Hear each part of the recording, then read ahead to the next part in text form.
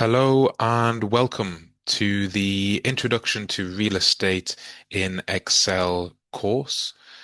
My name is Ross and I am a trainer here at Bayfield, and I'm going to be your trainer throughout this course. So you'll be seeing my face quite a lot in each of the videos.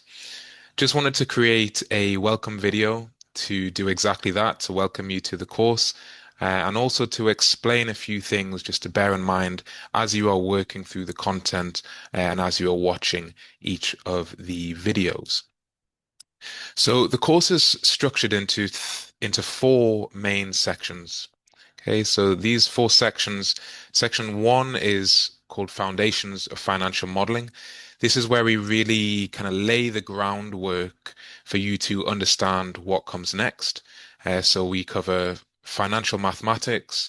We cover a kind of crash course in Excel, how to navigate and move through an Excel sheet, and just things to really get you up to speed before we actually start building a cash flow. So if you are new to financial modeling, don't be put off if you find that first section a bit of a challenge. What you should find is that'll help you get up to speed, and then the rest of the course should feel a little bit more downhill once you've got some of those skills kind of under your belt. The second section is called Building an Annual Cash Flow. That is where we will build a cash flow from scratch, taking with us everything that we've learned from the first section. So we build the initial line items of a cash flow model, taking our time to understand what's going into each of them. And then we also cover some initial performance metrics. The third section is called Developing the Cash Flow. So as it says on the tin, we kind of develop that cash flow out into something that is more realistic, more kind of real world example of what you might see in the industry. So we start adding some more detailed expense assumptions, income assumptions, pricing assumptions, capital expenditure, things like this. And we also cover some more in-depth performance metrics. And then finally, the last section is called Making a Dynamic Cash Flow.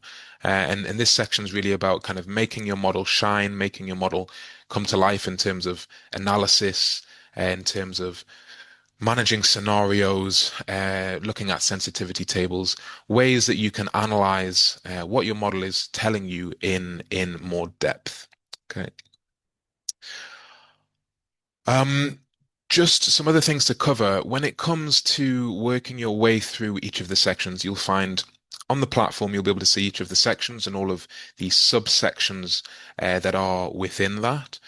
And as you are following through that, you'll see supporting videos in each section. And in each of those videos, I will be building whatever we are working on in terms of the that section and that part of the model. I'll be building all of that from scratch. So the idea is that as you're watching those videos, you can be following along in your own Excel sheet, and you can be following exactly what I'm doing in the videos only on your own Excel, and that'll give you the opportunity to keep pace with what I'm doing, and wherever you need to pause the video, rewatch certain sections, you'll be able to do that.